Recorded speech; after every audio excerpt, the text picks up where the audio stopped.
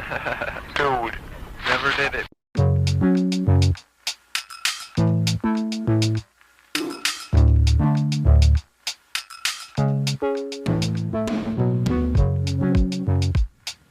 Welcome back to another week of Never Did It, the show where Jake Ziegler and me, Brad Garoon, make each other watch movies we've never seen, one from every year for the last 100 years. And that was the most concise I've ever been explaining this show. When I say one from every year, I really mean two. It's one each. And this year is the year 2001, where we both went full movie nerd, and I gave Jake Wong Kar-wai's In the Mood for Love, and Jake gave me David Lynch's Mulholland Drive, the big one, the one that everybody talks about. Let's start with Mulholland Drive. Jake, please tell me why you gave me Mulholland Drive. Because it's just such a wild, batshit crazy movie. And I knew that you'd like David Lynch. I know you'd seen some other David Lynch films. And so I thought you'd like it. And I remember seeing it at the theater. And I remember watching it multiple times after it came out then. It's some of the best, weirdest stuff that David Lynch ever done. It's like, and I know you've seen this movie too, but I remember like kind of comparing it to Lost Highway. Whereas, like, Lost Highway is where he tries all these things that, like, don't work, and it's not a very good movie, and it's just, like, frustrating. And then Mulholland Drive, he tries some of, like, these similar things, but for whatever reason, it does work, and it's so cool, and everything is just great.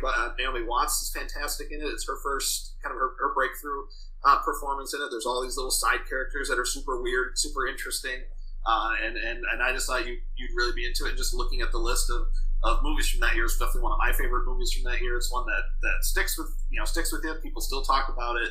It's I think it's we call it a modern classic? Like, would that be? Oh yeah, I mean it's in the last 20 years, or now it's not, yeah. But it's in this millennium. It's in this century. Okay.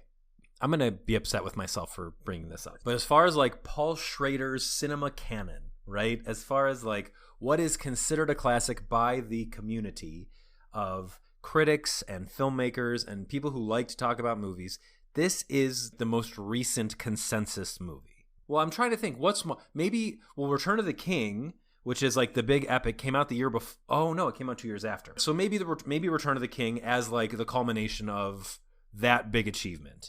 What about Parasite? I think in 5 years, like in 2028, Parasite will be there. Yeah, when it's been 10 years since it came out. Yeah, like my fiance still hasn't seen Parasite. Oh, she's in for a treat. Yeah, it's a great movie, but like it's still not. It won an Oscar, but when things win Oscars post 2015, people haven't seen them necessarily. Right. I still haven't seen Coda, and I don't know that I ever will. So there's that. It's pretty enjoyable. I'm sure. I like the sound of metal. I hate to put things like that together, especially talking to my hard of hearing friend. But there we go. Got my hearing aids in right now. Yep.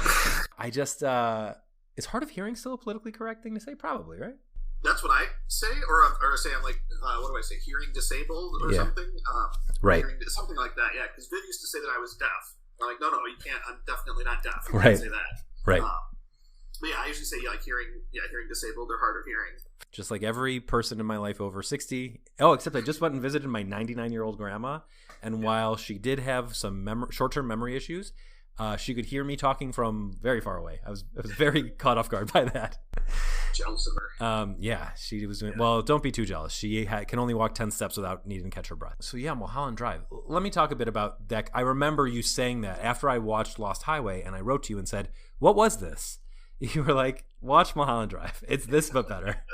And I actually don't think they're similar. I also didn't. I don't know. I liked stuff they did in Lost Highway, but I don't get it. And I've read a bunch, and I'm like, I don't know if I buy what y'all are getting out of it. Whereas I think the general interpretations of Mulholland Drive are correct and easy, and the movie is not that hard to interpret. Even if you don't get every nuance or what everything that happened in the movie was, you don't need it. Right. So why don't you walk us through the story of Mulholland Drive, first of all? Boy, as far as I remember, this is one I didn't get to rewatch it again, but it's Naomi Watts plays a young woman from, I want to say, somewhere in the Midwest. Yes. Probably, yeah. Typical, has dreams of Hollywood stardom, moves into kind of a crummy apartment complex. It's nice. It's her aunt's works in the movies, and she's like freeloading at her aunt's place. That's right. Yeah. Yes, and then she meets. Where does she meet the Laura Elena Herring? Okay. They meet at an acting. So I just watched it. I can pick up your slack. And you'll do this for me for In the Mood for Love. Yeah. Yeah. She wins she wins. Well, actually, you don't know this yet. So yeah, she comes to California. She comes to Hollywood. She goes and stays at her aunt's place as her aunt has to go on a trip, shoot on location or something like that. I think she's a director or something. And then the other woman, what's the actress's name? Laura Elena Herring. Yeah, who's not as famous in real life, but more famous in the movie. She gets into a car accident. Her driver tries to kill her, and but a car of partiers drives by and smashes into them. She gets away and crawls through the woods and just stumbles into the apartment. She doesn't remember who she is or anything about herself. And they meet, and Naomi Harris is sympathetic and wants to take care of her and helps her get on her feet. And they try to figure out what happened to her. And at the same time, a lot of other things are happening. Like there's a guy who shows up to someone's office and kills everyone in the office, but he kind of bungles the whole thing. It's played for laughs. And this is a thing that happens a lot in David Lynch stuff. Like I was watching Twin Peaks: The Return, and he brought that back for Twin Peaks: The Return. By the way, we're going to talk about Twin Peaks. I know you haven't seen it, but we're going to talk about Twin Peaks: The Return a little bit here because it's the most recent thing Lynch has done. Aside from his little monkey short on Netflix, which was weird. I don't know why I'm saying that like I'm surprised that he did something weird. Yeah. So yeah, that happens. There are a couple of guys who meet at a diner, and then they go back to the back of the diner, and there's a scary figure that gives one of them a heart attack. And then at the same time, there's this director who finds out his wife is having an affair. And his story ends up intersecting with their story more. And then you get flashbacks to their past, and you find out throughout, as the movie's going on, you kind of piece together that the movie is totally asynchronous. Stuff's happening in different timelines and maybe in someone's mind. A lot of the movie may be a memory. A little Dunkirky, playing different timelines, different. It's not nearly as organized as Dunkirk. Like Dunkirk is like three right. Dunkirk is like three watches moving at a different pace. This is like someone broke a bunch of watches and tried to match them back together. And that's not a criticism of the movie in any way. Sure. Oh no, I didn't think so. If you haven't seen it, if you're like me and you haven't seen it, I won't spoil it.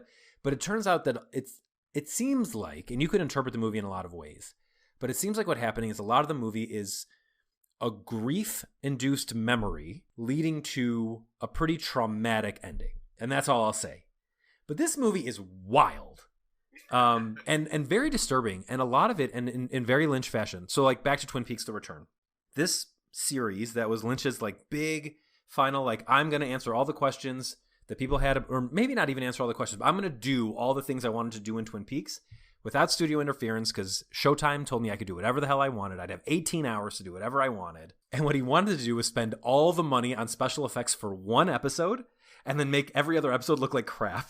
And a lot of Mulholland Drive also kind of looks bad. Like the beginning of the movie, you find out later in the movie that Naomi Watts got to Hollywood because she won a dance competition in her Midwestern town.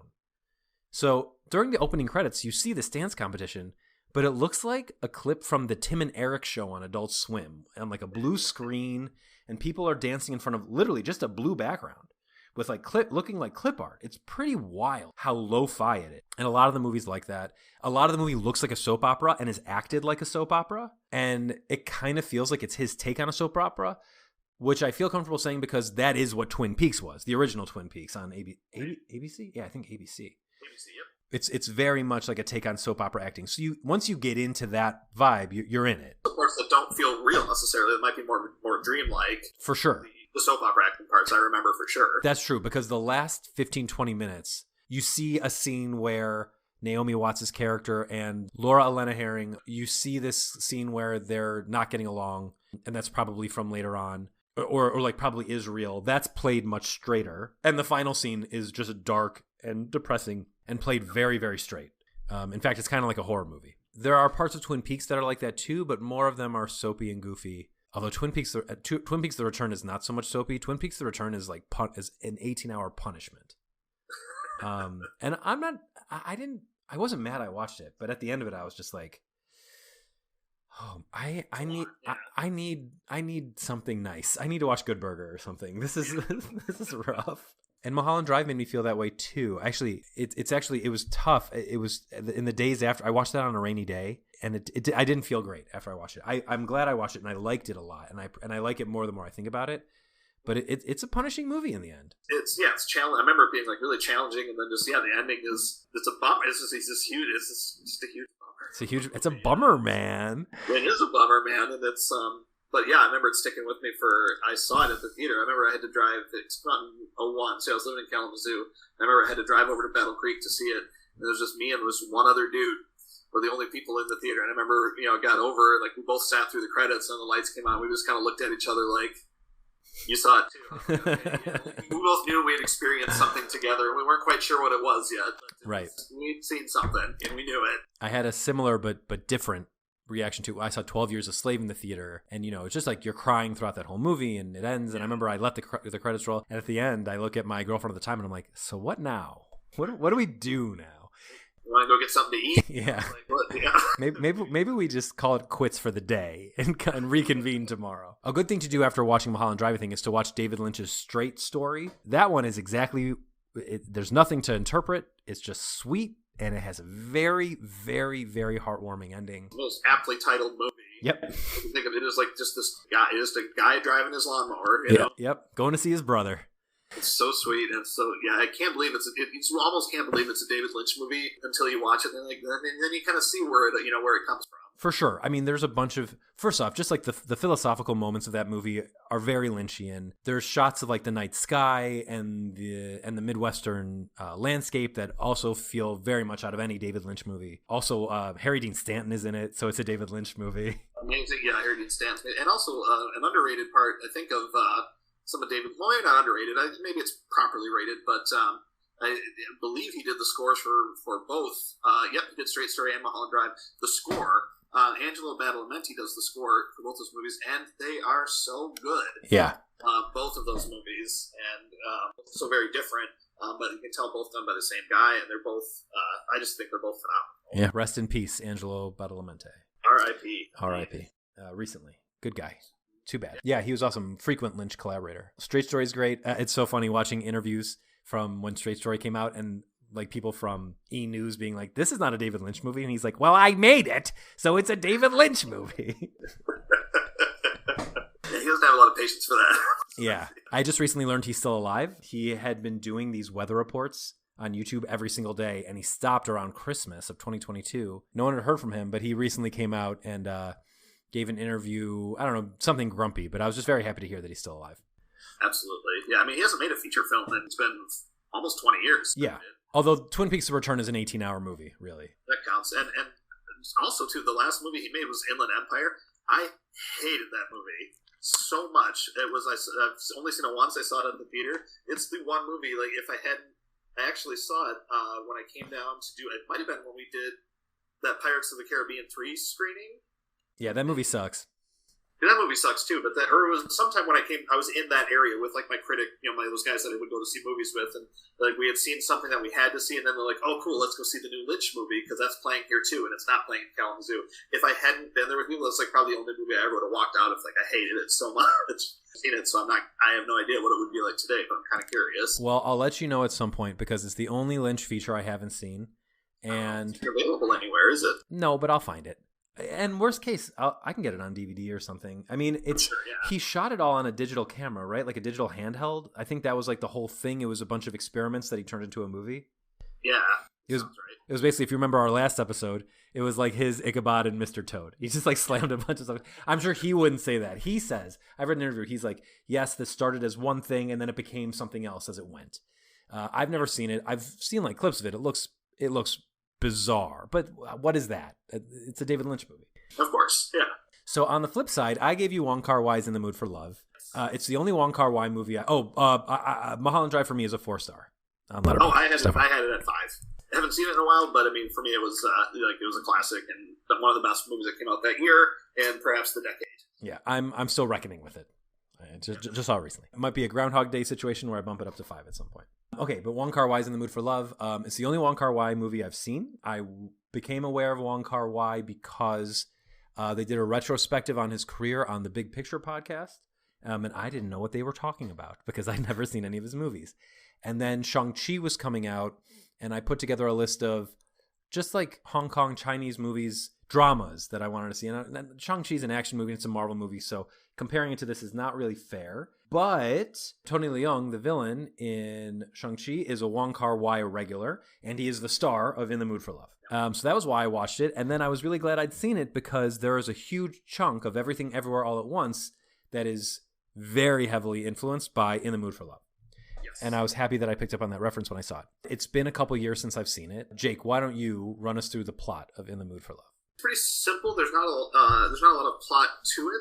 Per se, but it's it takes place in the early 1960s, and there's these two couples that move into an apartment complex, and they move in roughly at the same time, and they're two couples, it's husband and wives, and they're about roughly the same age, appear to be roughly the same like economic status, or everyone at the same time, and it's one of these apartment buildings where all the neighbors are kind of involved, and they're always there, and they're always like, hey, come over for dinner, you do this and that. So there's just a lot of constant activity, going in and out of there all the time.